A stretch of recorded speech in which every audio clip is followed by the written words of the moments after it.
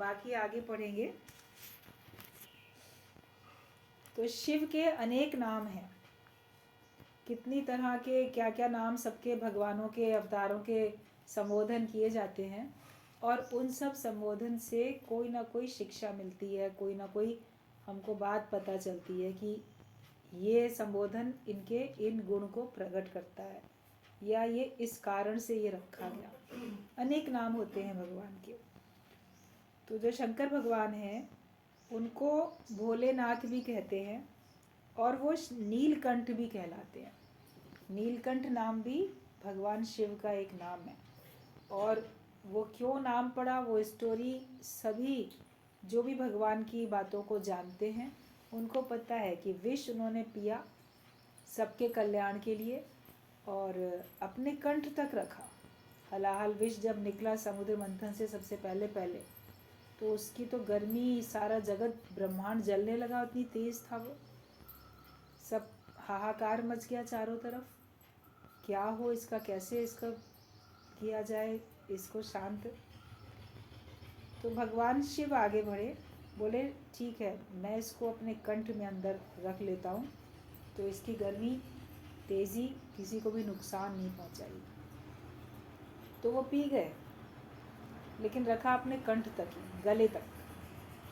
तो उनका जो गला था, कंठ, वो नीला पड़ गया। जब किसी को कोई विष दे देता है तो उसका शरीर नीला पड़ जाता है, सब जानते हो। तो नीलकंठ नाम इसीलिए पड़ गया कि उनका कंठ अब नीला हो गया, तो जगत के कल्याण के लिए। तो भोलेनाथ नीलकंठ भी कहलाते हैं, जो कंठ में समुद्र मंथन से निकले कालकूट विष को धारण करने के कारण है। ये लोकहित में महान तप, त्याग एवं आत्म बलिदान के दुस्साहस का प्रतीक है। साथ ही इसमें वाणी के असाधारण संयम का संदेश भी ये देता है। ये ऐसा साहस कोई कर नहीं सकता, इतने तेज विष को कोई पी जाए, वो भी सबके कल्याण के लिए। अपनी आत्महत्या, अपने को मारने के लिए तो लोग विष पी लेते हैं, मुझे मर जाना है, क्योंकि वो अंदर से कमज़ोर है, कायर हैं, जीवित रह के परिस्थितियों का मुकाबला नहीं कर सकते, इसीलिए आत्महत्या कर लेते हैं। आत्महत्या करना कायरता की निशानी है, अज्ञानता की निशानी है। गुरु से ज्ञान मिलता है, हिम्मत मिलती है, तो ये विचार ही खत्म हो जाता है। गुरु का कहना होता था कि ये ज्ञान के वचन सबको दो, तुरंत दो, जल्दी दो, ताकि कोई आत्महत्या करने से बच जाए। दादा भगवान भी जब पत्र लिखते थे तुरंत पोस्ट करने के लिए भेजते थे उसी समय। बोले पहली डाक से पहले ही निकल जाए, क्या पता इसके वचन जहाँ भी मिलेंगे सुनोगे तो फिर जो सुनेगा तो उसको ज्ञान इतना पक्का हो जाएगा, क्या पता उस समय वो इतना दुखी हो, परेशान हो, उसको आत्महत्या का विचार आ रहा हो, फिर जैसे पता चले अरे गुरु का पत्र आ गया, कोई सुनाने लगा या खुद पढ़ने लगे, तो विचार हट जाएगा। तो तुरंत ये ज्ञान भी जो हम सुनते हैं उसको हमें तुरंत देना होता है। अपने लिए तो हम परिस्थितियों का मुकाबला नहीं कर पाते तो अपने को मारने की सोचते हैं किसी भी तरीके से, लेकिन सबके भले के लिए हम विष पी लें, ये कोई बहुत साहसी व्यक्ति कर सकता है।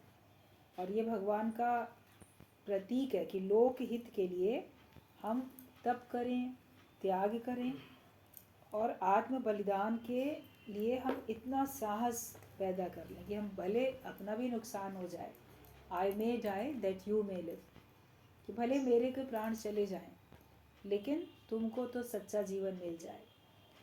तो उन्होंने सबके हित के लिए पिया, और साथ ही साथ इसमें वाणी के असाधारण संयम का संदेश भी है। मतलब गले में आपके विष भले हो, कभी बड़ी कड़वाहट होती है किसी के मन में, जीवन में विष भरा होता है, तो वो जो शब्द बोलता है वो विषैले शब्द बोलता है, कटु शब्द बोलता है, कड़वे, विषैले, और ऐसे शब्द उसके गले से बाहर आते हैं मुख के द्वारा जो दूसरे को बिल्कुल जला देते हैं। इतना कड़वा, इतना विषैला कोई बोलता है, इतना व्यंग करेगा, ऐसे टोक ताना करेगा। तो ये नीलकंठ जो भगवान का नाम पड़ा कि भले विष है गले में, मगर वो बस वहीं तक सीमित है, बाहर निकल के नहीं आ रहा है। बाहर निकल के आएगा तो दूसरे को नुकसान पहुंचाएगा।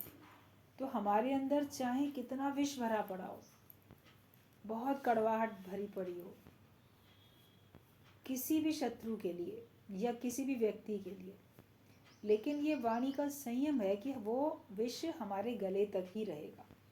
हम उस विष को दूसरे के ऊपर नहीं उगलेंगे, तो हम नीलकंठ हम भी कहलाएंगे कि भले अंदर तो बड़ा विष चल रहा है, मगर हम दूसरे को उसको देते नहीं हैं। हम अब उसको अपने में सह सकते हैं, और वो विष खुद को भी नुकसान नहीं करता है। गले से नीचे उतर के हृदय तक जाएगा तो नुकसान हो जाएगा, लेकिन केवल गले में है तो ना भगवान का नुकसान है ना किसी और का नुकसान है। सर्प के अंदर भी विष होता है, मगर वो सर्प को नुकसान नहीं पहुंचाता। अपने ही विष से तो सांप नहीं मरता ना।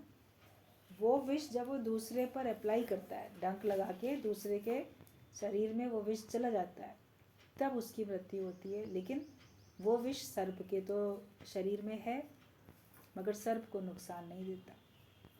मनुष्य के अंदर जो विष है वो मनुष्य को नुकसान दे रहा है।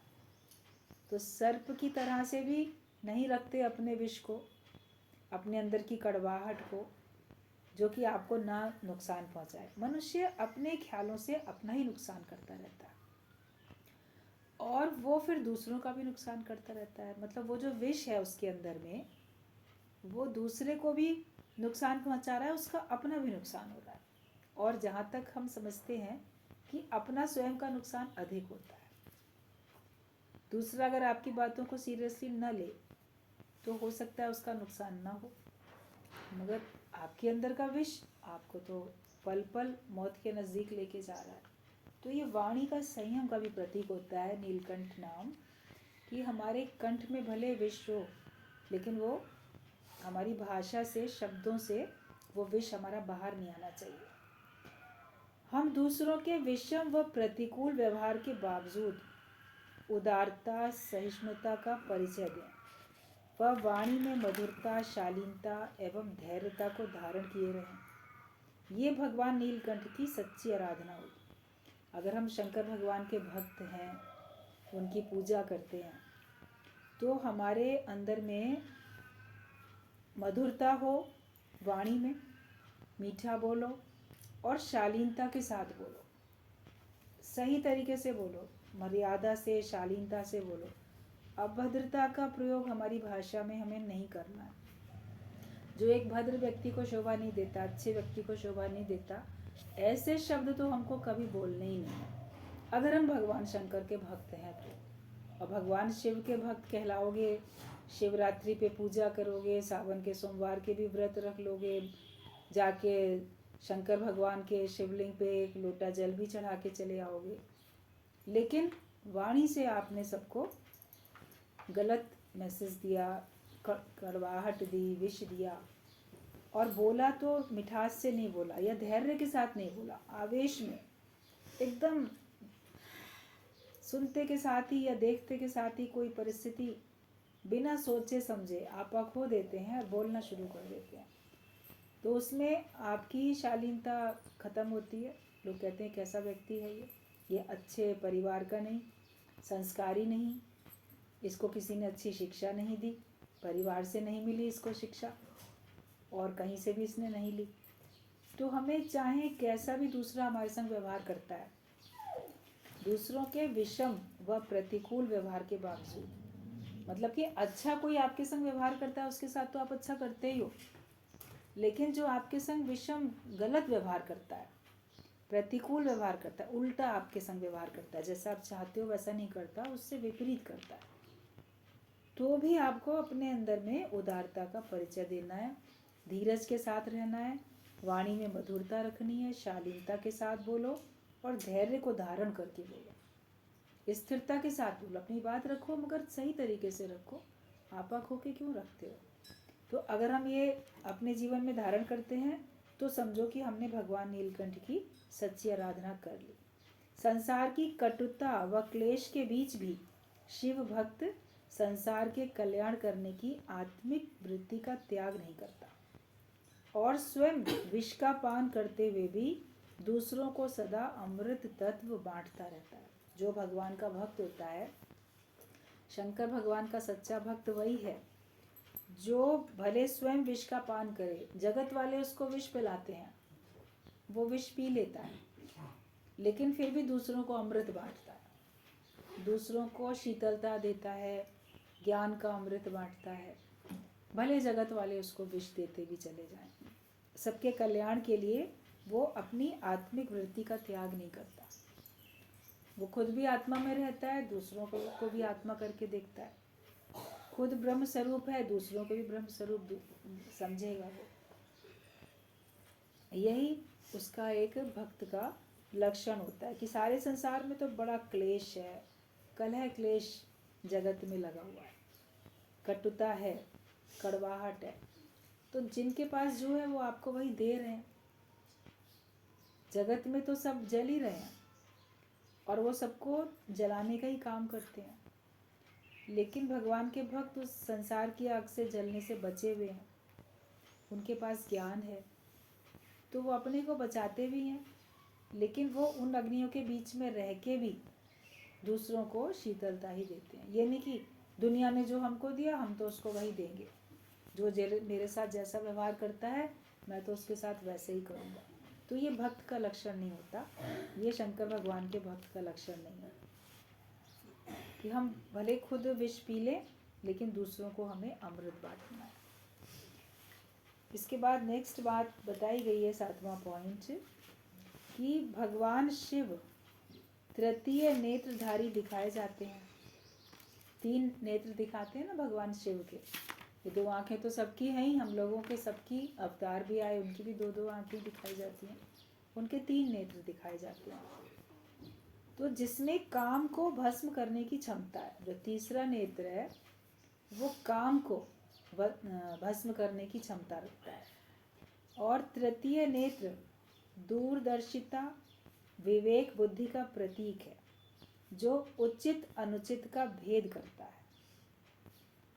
तीसरा जो नेत्र है, एक तो उसमें काम को भस्म करने की क्षमता है, काम के अधीन भक्त नहीं होगा, कामना के अधीन नहीं हो जाएगा, इच्छा कामना वासना के अधीन वो नहीं होगा, वो उसको भस्म कर सकता है, इतनी उसके अंदर में शक्ति है। और तीसरे नेत्र, भगवान ने तीजा नेत्र खोल के कामदेव को भस्म कर दिया था। वो तपस्या में विघ्न डालने के लिए चला आया। आप भी तपस्या में रहते हो, भगवान की भक्ति में रहते हो, आपके अंदर भी कामनाएं उठती हैं, कोई ना कोई कामना का विचार, काम का विचार उठता है जो कि आपकी तपस्या में विघ्न डालता है। तो उसको भस्म करने की ताकत भी तो रखो। ये नहीं कि दिल ने जैसा किया, जैसा कहा वैसा हमने कर लिया, कामना उठी आपने जाके पूरी कर ली। तो आपके अंदर में वो तीजा नेत्र भी नहीं था, वो शक्ति नहीं थी कि अपने अंदर में उठने वाले काम के वेग को आप नष्ट कर सकते, विकारों के वेग को नष्ट कर सकते। ये सब अग्नियां हैं, विकार जलाते हैं, विष हैं, इनको सबको अपने कंट्रोल में ज्ञानी रखता है, इनके अधीन नहीं होता और इसको भस्म करने की उसमें ताकत होती है। तो जो तीसरा नेत्र है वो एक तो काम को भस्म करने की क्षमता रखता है। तो अगर जो भक्त है भगवान का, तो वो काम के अधीन नहीं होगा, कामना के अधीन नहीं होगा, किसी वासना के अधीन नहीं होगा, वो उसको वश में करके रखेगा, उसके अंदर में इतना बल है। और साथ ही साथ वो जैसे दूरदर्शिता, जैसे कहते हैं ना एक तीजा नेत्र है, मतलब कि हम कुछ और भी दूर तक का भी देख सकते हैं, जितना भी हमको आँखों से ऐसे दिखाई देता है मगर और बहुत दूर का हम देख सकते हैं। इन आँखों से तो हम सामने तक का देख सकते हैं, जहाँ तक दृष्टि जाएगी, जहाँ तक शक्ति होगी। लेकिन जो तीजा नेत्र है, तीसरा नेत्र, वो हमको बहुत दूर का दिखा सकता है, मतलब दूरदर्शिता, आगे इसका परिणाम क्या होगा। विवेक और बुद्धि इतनी होती है जिससे वो आगे के परिणाम को जान लेता है, उचित और अनुचित का भेद भी कर लेता है। वरना मनुष्य को पता ही नहीं चलता क्या उचित है क्या अनुचित है, वो उसी में ही लीन रहता है, जो सामने का लाभ दिखा वो उसको लाभ लगता है, जो सामने की तुरंत हानि दिखी वो उसको हानि लगती है। लेकिन उसके लिए क्या करना उचित है, क्या करना उचित नहीं है, वो नहीं समझ पाता। जिसका बुद्धि विवेक सब खुला होगा, सूक्ष्म बुद्धि हो जाएगी, संयमित जिसकी बुद्धि होगी, सुलझी हुई बुद्धि होगी, और वो संशयात्मक नहीं होगी, निश्चयात्मक बुद्धि होगी, विवेक खुला होगा, तो वो उचित और अनुचित का उसको भेद भी पता होगा, क्या सही है क्या गलत है। एक भगवान के भक्त को क्या करना उचित है और क्या करना उचित नहीं है, ये उसको पता होता है। और वो जो भक्त होता है जिसका तीजा नेत्र खुल गया, मतलब विवेक का नेत्र उसका खुल चुका है, तो वो वर्तमान के तत्कालिक लाभ के बजाय दूरगामी परिणामों को देखते हुए, कष्ट अभाव सहते हुए भी समझदारी भरे निर्णय लेता है। जिसका तीजा नेत्र खुला है, मतलब विवेक का नेत्र जिसका खुला हुआ है, तो वो अभी का तुरंत का लाभ नहीं देखेगा, लेकिन वो दूर के परिणामों को देखेगा और उसके लिए कष्ट और अभाव सहते हुए भी समझदारी भरे निर्णय लेता है। वो फैसला वो करता है जिसमें समझदारी है। अभी ज्ञान के मार्ग में चलने में शुरू में आपको कष्ट भी आते हैं। समझदारी का निर्णय ये है कि हम शुरू के कष्टों को सह लें, लेकिन हम अपना वो रास्ता ना छोड़ें। आप अभी का फ़ायदा देखोगे तो बाद का आपको नुकसान भी उठाना पड़ेगा। संसार की राह में आप बढ़ो, आपको सब लोग बड़ा सहयोग करेंगे। अभी कोई लड़की शादी करती है तो देखो पूरा समाज, कुटुंब, परिवार, घर वाले उसकी शादी करवाते हैं और सभी लोग उसको आशीर्वाद देते हैं, उसको तरह तरह के उपहार भी देते हैं, बहुत उसको गिफ्ट मिल जाती हैं, बहुत सामान मिल जाता है। एक वो सांसारिक विवाह कर रही है और उसको एक परिवार मिलेगा, पति मिलेगा, जिसके साथ वो सांसारिक अपना धर्म निभाएगी। उसके लिए तो सब लोगों ने तन से, मन से, धन से सब सहयोग किया, सब बहुत सहयोग करते हैं। उस समय बहुत भीड़ होती है, बारात में भी इतने सारी भीड़ है, घर के लोग भी बहुत हैं, बहुत भीड़ होती है, सब उसको सहयोग करते हैं। लेकिन जगत में रहते हुए, जगत के कार्यों में लीन रहते हुए, सांसारिक कार्य करते हुए जब अंत होता है तो अंत में व्यक्ति अकेला पड़ता है, फिर उसके साथ कोई नहीं होता। वो भीड़ कहाँ चली जाती है, धीरे धीरे करके ओल्ड एज तक आते आते जिसका साथ लिया उनमें से भी कोई एक चला जाता है, कोई आगे कोई पीछे जाएगा ही जाएगा। फिर व्यक्ति अकेले का अकेला ही दिखता है।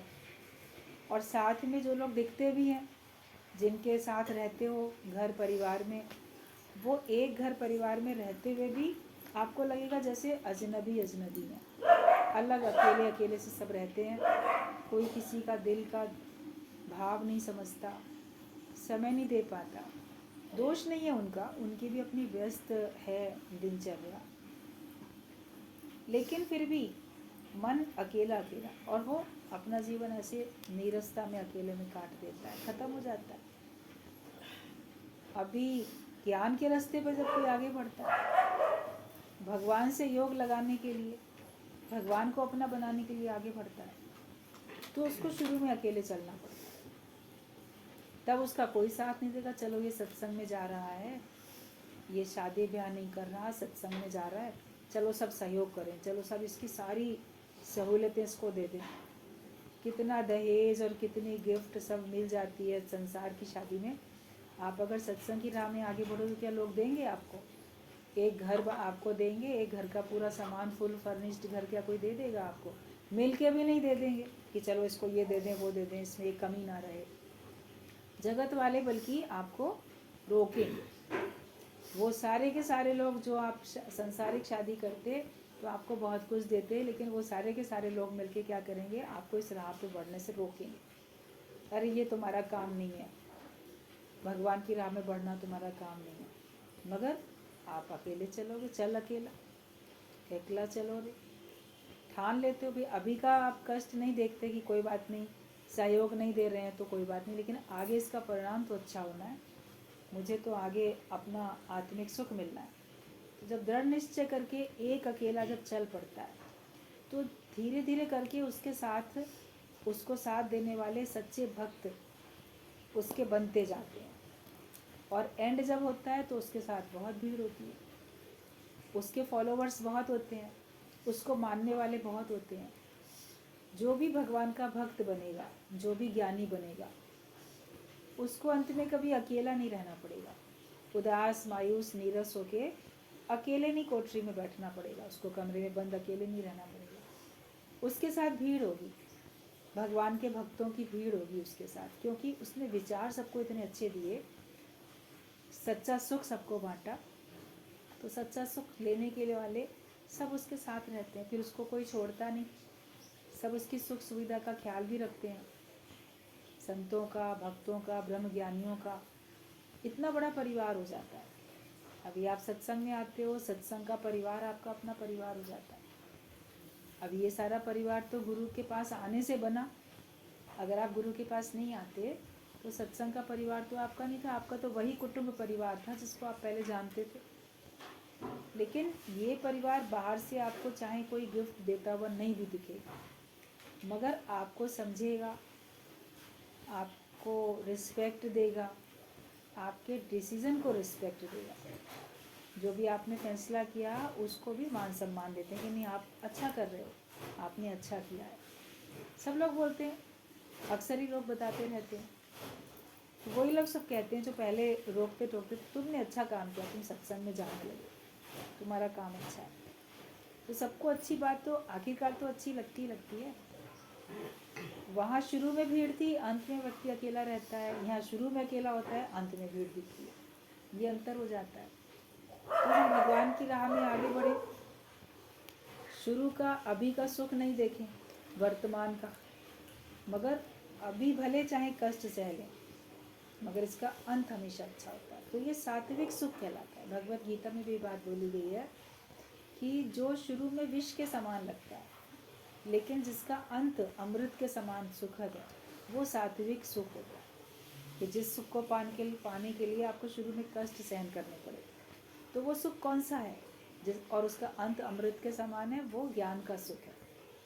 जीवन में ज्ञानवान बनने के लिए आपको बहुत कुछ पहले त्याग तपस्या करनी पड़ती है, मगर इसका अंत हमेशा अच्छा होता है। और कोई होता है जो शुरू में अमृत के समान लगता है सुख, मगर उसका अंत विष के समान होता है, तो वो माया के सुख होते हैं। जो प्रत्यक्ष सुख शुरू में दिख रहे हैं, धन दौलत मिली, घूमे फिरे, खाया पिया, माया के इंद्रियों के सब सुख लिए, शुरू में तो बड़े अच्छे लग रहे हैं भोगने में, लेकिन भोग महारोग बाद में वही हमको कष्टकारी भी लगते हैं। दुनिया में जो आया, यहाँ जो भी आया गया हाथ मल के, अफसोस करते हुए जाता है व्यक्ति, दुखी होके जाता है।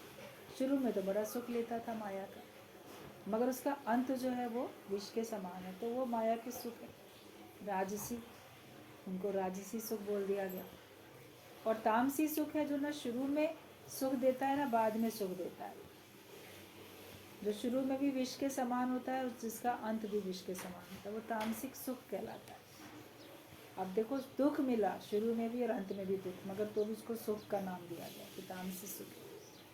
जो राग और द्वेष करते हैं, ईर्ष्या में रहते हैं, बदकर्म करते हैं, वो करते समय अपने स्वभाव के अधीन होकर बदकर्म करते समय भी उनको कोई बहुत सुख थोड़ी मिल रहा होता है, खून जल रहा होता है, तब वो कुछ ऐसा काम करते रहते हैं। समझते हैं कि शायद इसमें सुख मिलेगा, बदला लेंगे तो सुख मिलेगा, नुकसान किसी को पहुंचाएंगे तो सुख मिलेगा, लेकिन दूसरे को जलाने के लिए खुद जलना पड़ता है पहले। तो शुरू में भी वो दुख ही है और उसका परिणाम भी दुखद है, अंत में भी दुख ही मिलेगा। गलत काम करके आपको कभी सुख नहीं मिल सकता, गलत काम करके आपको कभी चैन नहीं मिलेगा, तो वो फिर तामसिक सुख कहा जाता है। सुख मिलेगा या सुख है उसमें, ये सोच के लोग बदकर्म करते रहते हैं, मगर वास्तव में उसमें ना शुरू में सुख है और ना अंत में सुख होता है। तो हमें समझदारी का निर्णय लेना है कि हमको अपना जीवन परमार्थ के रास्ते पे लगा देना है। शुरू में कोई नाराज़ होता हुआ दिखेगा, बाद में भगवान सबके घट में विराजमान है, सबकी मति को फेर देते हैं, सबको बात समझ में आ जाती है। लेकिन शुरू में हम परिवार वालों के या और लोगों के लिहाज के कारण से, लोकारीत के कारण से नाराज़गी की परवाह करते हैं और अपना रास्ता हम छोड़ देते हैं, तो फिर वो लोग भी कभी ज्ञान में आगे नहीं आ पाएंगे, क्योंकि वो सोचेंगे कि ये रास्ता ठीक नहीं होगा ना, तभी तो इन्होंने आखिरकार हमारा साथ लिया। तो परिणाम आगे का देखो, अभी का नहीं। तो समझदारी का निर्णय भगवान का भक्त लेता है, क्योंकि उसका तीजा नेत्र है, खुला हुआ, विवेक उसका खुला हुआ है। और जो तृतीय नेत्र है, तीजा नेत्र, वो जागृत आज्ञा चक्र का भी नाम है। जो चक्र, 7 चक्र बताए जाते हैं, 8 चक्र, तो उसमें मस्तक के बिल्कुल बीच में जहाँ आप माथे पे बिंदी लगाते हो, जहाँ शंकर भगवान का तीजा नेत्र बना हुआ दिखाई देता है, तो वहाँ पे आज्ञा चक्र होता है। चक्र जो है तो उसमें आज्ञा चक्र वहाँ पे है। तो ये आज्ञा चक्र का भी प्रतीक है कि हम शास्त्रों की आज्ञा मानते हैं, गुरु की आज्ञा मानते हैं, और हमारा आज्ञा चक्र भी खुला हुआ है। और ये स्वयं पर स्वामित्व का भी प्रतीक है। जैसे कि हमारा तीजा नेत्र विवेक खुला हुआ है हमारा, और हमारा आज्ञा चक्र भी खुला हुआ है, तो जैसे हम अपने मालिक हैं, हम अपने स्वयं के मालिक हैं, गुलाम नहीं है। वरना मनुष्य अपने मन बुद्धि का, अपने इंद्रियों का, सबका दास बना हुआ है। उसके ख्याल उसको भटकाते हैं, उसका मन उसको भटकाता है। लेकिन ये आज्ञा चक्र अगर आपका खुला है, तो जैसे कि आप अपने मालिक स्वयं, स्वाधीन वाले हो आप, पराधीन नहीं है। ये स्वयं पर स्वामित्व का भी प्रतीक है कि जैसे मैं अपना स्वामी स्वयं हूँ। मनुष्य मतलब मन का ईश्वर, मैं अपने मन का, अपनी बुद्धि का, सबका स्वामी हूँ, उसका ईश हूँ। तो जिसका आज्ञा चक्र खुला होगा वो ही अपने मन बुद्धि का स्वामी, अपनी काया नगरी का स्वामी, अपनी इंद्रियों का वो स्वामी बन सकता है। जितना हम संयम का अभ्यास करेंगे उतना ही हमारा स्वयं पर स्वामित्व स्थापित होता जाएगा। जितना जितना आप संयम करोगे, अपनी इंद्रियों का संयम करो, और हर बात का, आपके मन का भी संयम होना चाहिए, विचार भी आपके संयम के साथ हो, वरना विचार भटकाते रहते हैं, जाने कहाँ कहाँ पहुँचाते रहते हैं हमारे विचार। तो हम अपनी इंद्रियों का संयम रखें, मेरी इंद्रियां जगत की तरफ ना दौड़ें, जगत के सुखों के लिए लालायित होकर न दौड़ें। आप अपने जीतेंद्रिय बनो, इंद्रियों को जीतने वाले बनो, इंद्रियों का संयम हो, और अपने विचार का भी संयम होना चाहिए। हमारे ख्याल भी ऐसे हों जो हमको माया में, बंधन में लाए नहीं, भटकाए नहीं। हमारे विचार भी अच्छे होने चाहिए, और हम अपने समय का भी संयम कर सकें, वरना हम अपने समय को गंवा देते हैं। व्यर्थ के कामों में, व्यर्थ की बातों में अपने समय का बड़ा दुरुपयोग भी करते हैं, और उसको व्यर्थ में गंवाते भी हैं। तो समय को भी बचाना सीखो, और अर्थ का संयम भी हो, मतलब कि आपके पास जो भी धन दौलत है उसको भी संयमित तरीके से आप खर्च करो। अनाप शनाप खर्च नहीं करो कि दिखावे के लिए बहुत खर्चा कर दिया। कर्ज ले लेके भी लोग दिखावा करते रहते हैं,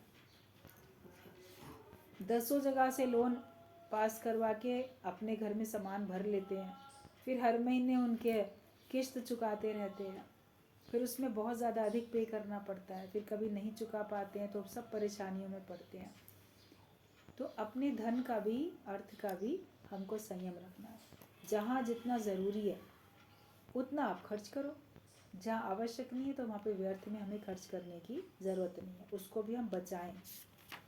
और जितना हम संयम करेंगे हर चीज़ का, उतना ही हम अपने मालिक खुद बनते जाएंगे। संयम नहीं करेंगे तो हम दूसरे के हाथों के गुलाम बनेंगे, पैसे के गुलाम बन जाते हैं, समय के उसमें पड़ जाते हैं, अपने मन इंद्रियों के गुलाम बन जाते हैं। तो इससे अपने आप को बचाओ।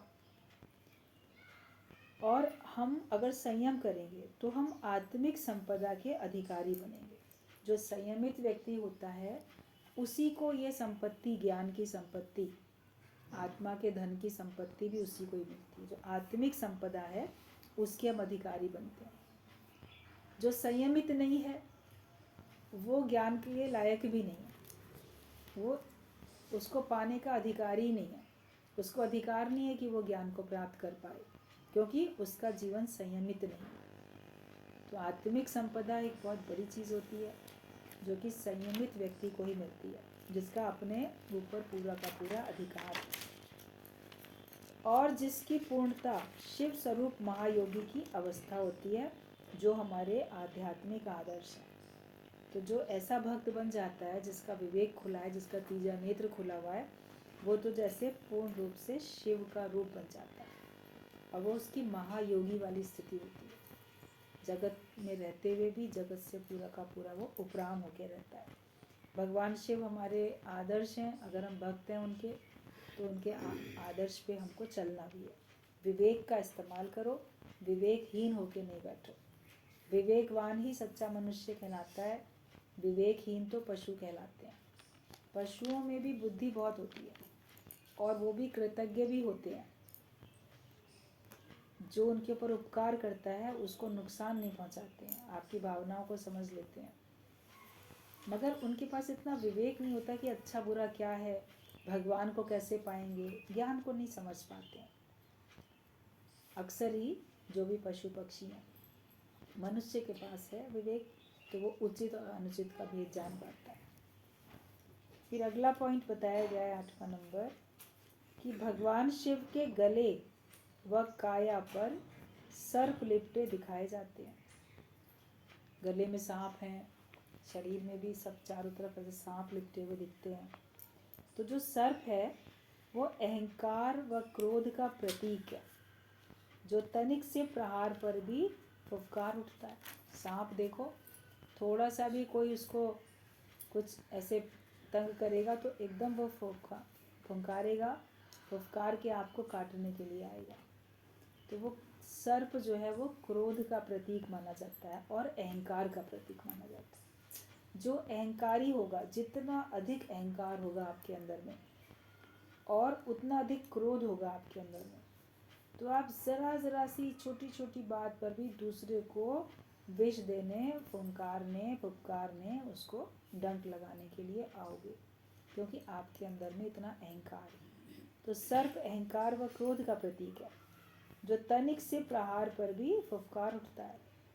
ऐसे भयंकर जीव भी भगवान शिव के गले का श्रृंगार बनते हैं और शांत भाव से उनसे लिपटे रहते हैं और उनकी रक्षा करते हैं। ऐसा भयंकर जो जीव है वो भगवान शिव के गले में आके कितना शांत भाव से रहता है और बल्कि शिव की रक्षा करता है। कोई आएगा तो बल्कि सांप को देख के डरेगा ना। अक्सर बच्चे देखो सपेरे से ही डर जाते हैं, उसके हाथ में सांप होते हैं, डर जाते हैं। बड़े लोग भी डर जाते हैं, कहीं ये सांप छोड़ के हमको कटवा तो नहीं देगा, पता नहीं विषैला सर्प है, कैसा है, क्या है। तो जिसके पास सर्प होता है तो लोग उससे डरते भी हैं, वो सर्प उसकी रक्षा भी करता है। तो जो क्रोध और अहंकार है वो भगवान के गले में जाके शांत और शीतल होके रहता है। जैसे वो सांप जो है बल्कि उसका श्रृंगार बन जाता है। भगवान शिव का क्रोध भी श्रृंगार है। कभी भगवान का तांडव नृत्य भी हो रहा है ना, तो वो भी बड़ा श्रृंगार है भगवान का। उससे भी उन्होंने तहलका समझो मचा दिया जगत में, मगर कोई एक अच्छा संदेश देने के लिए, किसी को अच्छी बात समझाने के लिए कि वो क्या क्या कर सकता है, अपनी शक्ति से सच्चाई और अच्छाई को प्रकट करने के लिए।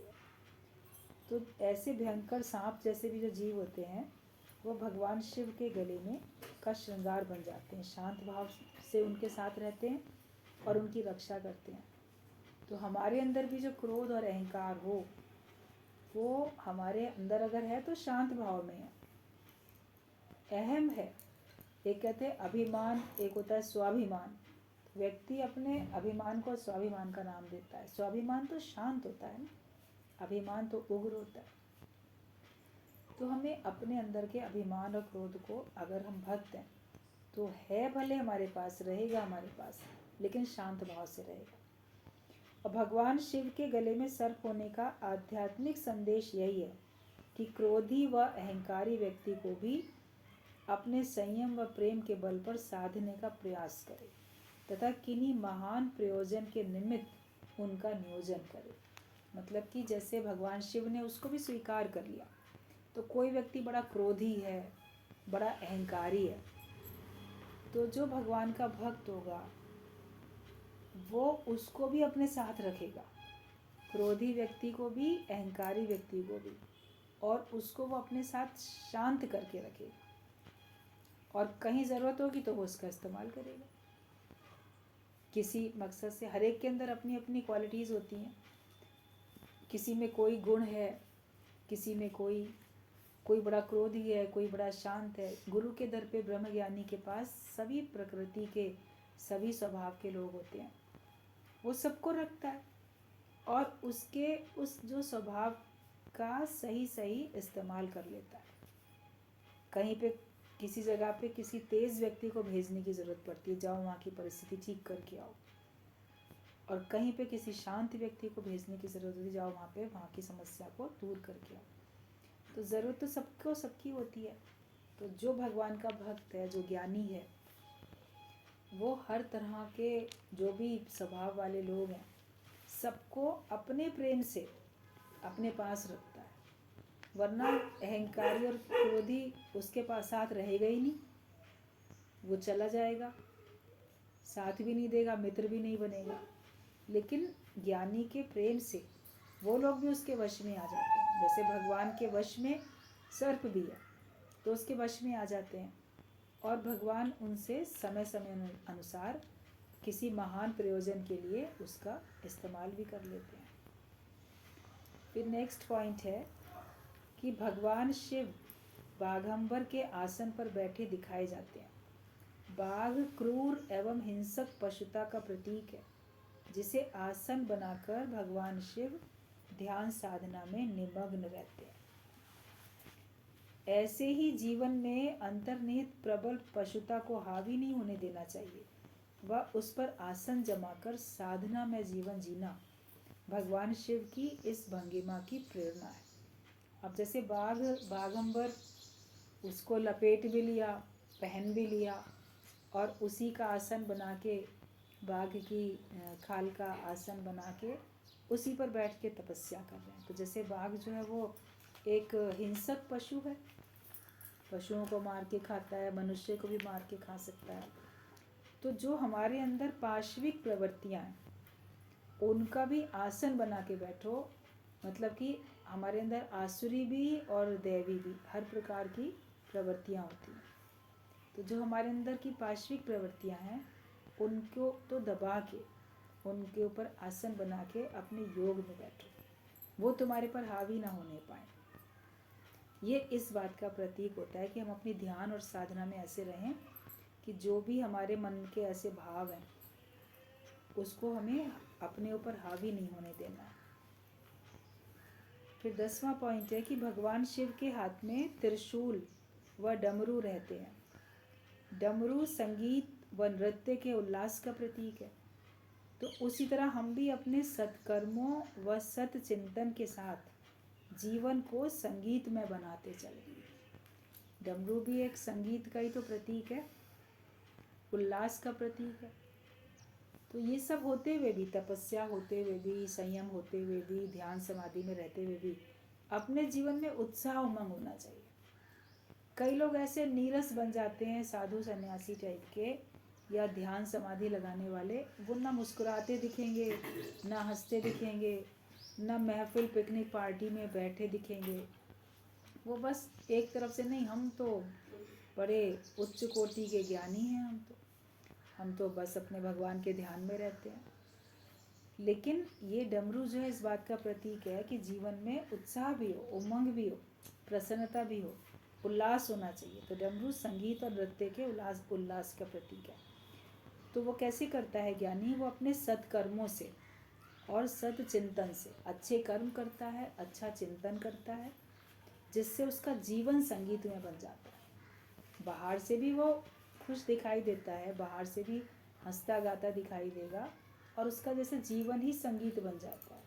उसके अंतर मन में एक उल्लास रहता है, संगीत बजता रहता है, मन उसका नृत्य करता रहता है, और नृत्य से और संगीत से सबको प्रसन्नता मिलती है।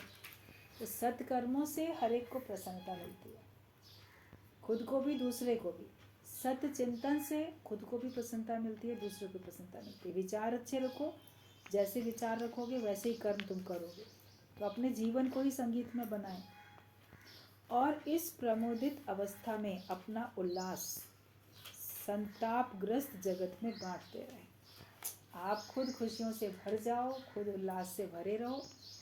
और सारे संसार में तो संताप है, सारे संसार में ताप ही ताप है, सब दुखी हैं, सब परेशान हैं। तो आप अपनी प्रसन्नता, अपना उल्लास, अपनी खुशी सब दुखी लोगों के ऊपर बांटते जाओ, मतलब सबको सुखी करते चलिए।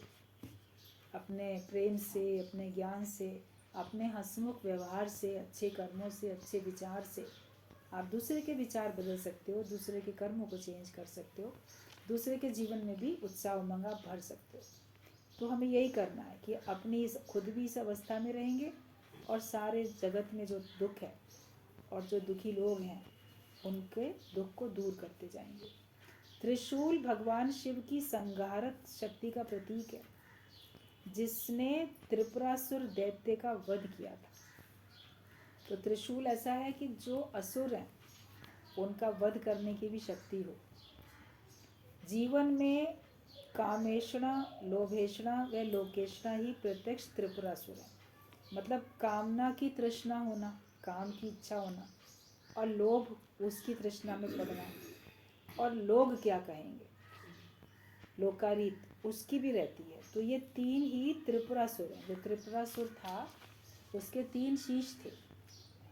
वो राक्षस ऐसा था, उसके 3 सर थे, जैसे 3 गर्दन से 3 सर निकले हुए थे। तो उसने ये कहा कि एक ही शस्त्र से अगर कोई मुझे मारेगा तो ही मैं मरूंगा, ऐसा वरदान उसने ले लिया था ब्रह्मा जी से। भगवान की पूजा करके लोग तरह तरह के वरदान लेते थे। अब उसने क्या किया, अपने को आकार को इतना बढ़ा के और वो तीनों को अलग अलग गुफाओं में कहीं ऐसे टिका देता था। तो अब एक जो हथियार होगा तो एक बार में एक ही को तो मार सकेगा ना, एक ही बार में तीनों को कैसे मारेगा। तो भगवान ने त्रिशूल से उसके तीनों शीश एक ही बार में मार दिए, एक ही बार में कट गए उसके तीनों शीश त्रिशूल से। तो वो इसलिए उनके हाथ में त्रिशूल है। तो हर एक के पास भी जैसे दैत्य के रूप में, राक्षस के रूप में ये भावनाएं हैं, लोग क्या कहेंगे, लोकारीत, और हमारे अंदर का लोभ लालच, और हमारे अंदर का कामनाएं।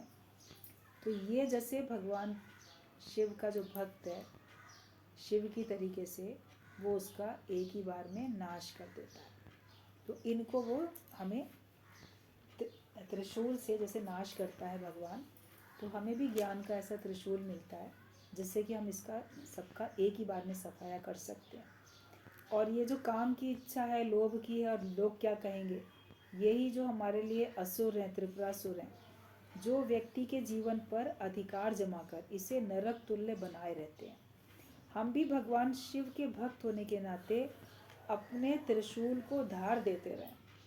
जो हमारे पास ज्ञान का त्रिशूल है, सही कर्म और सही ज्ञान और सही भक्ति, सब त्रिशूल हमारे हाथ में है, और इसको हम तेज करते रहें।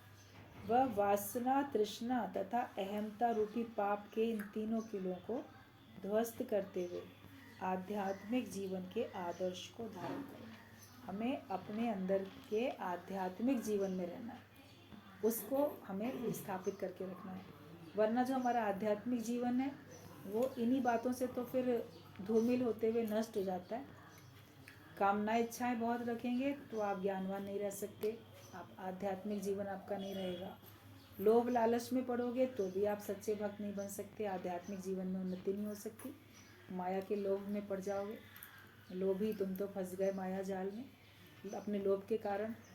काम, क्रोध, लोभ, सब कामना, लोभ और सब अहम के कारण होती है, मैं हूँ कुछ। तो इस मैं का जब नाश कर देते हैं तो हमारे सब लोग क्या कहेंगे, मुझे कुछ चाहिए, मेरी इच्छाएं हैं, इनका सबका नाश हो जाता है। तो हमें अपने अंदर के जो असुर हैं, जो हमारे अंदर के राक्षस हैं, विकार रूपी जो राक्षस हैं, उनको ज्ञान से दूर करके एक ही ब्रह्म ज्ञान का तीर लगाना पड़ता है और उसी से ही इसका नाश हो जाता है।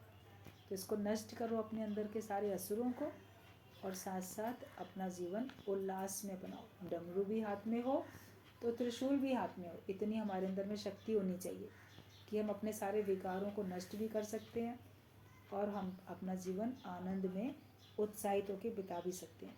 और अपने जीवन को आध्यात्मिक जीवन बना के हमको चलना है। आध्यात्मिक जीवन, ज्ञानवान वाला जीवन हमको अपना बनाना है। तो शिव की एक एक बात जो है वो हमको आध्यात्म की ओर जाने का संदेश देती रहती है। ठीक है, आज के लिए इतना ही, बाकी पॉइंट्स कल सुनेंगे।